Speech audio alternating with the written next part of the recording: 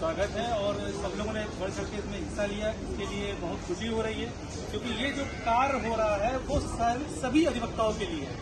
और ये ऐसा नहीं है कि अधिवक्ता जितना पेन लेता है उतना कोई पेन लेता भी नहीं है। और आज का जो वर्तमान समय है, उस वर्तमान समय में जो आज की आपराधिक प्रकृति चल रही है दिमाग में लोगों के, उसमें तो यही हो जाता है कि जो मुकदमा वकील लड़ रहा है वो एक तरह से दुश्मनी सामने सामने ले रहा है। और जब दुश्मनी सामने सामने ले रहा है तो उसके लिए तो यही हो जाता है कि आपका सारा पेन उसके ऊपर है।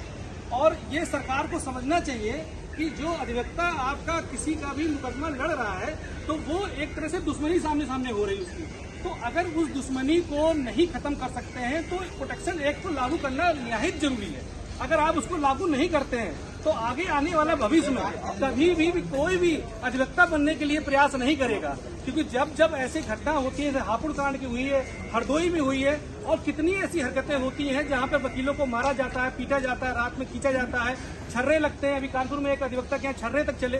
तो हमारा कहना है कि अधिवक्ताओं के लिए अगर प्रोटेक्शन एक्ट नहीं लागू कर रहे हैं तो ये सबसे बड़ा निंदनीय कार्य है सरकार का।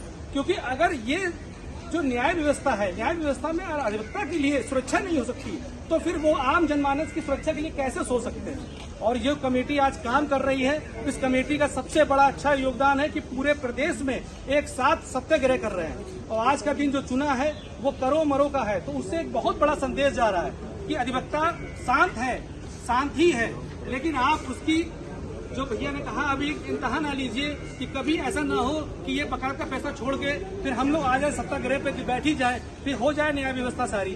तो कहने का मतलब है कि ये हमारा सबसे पहला है कि प्रोटेक्शन एक्ट लागू किया जाए।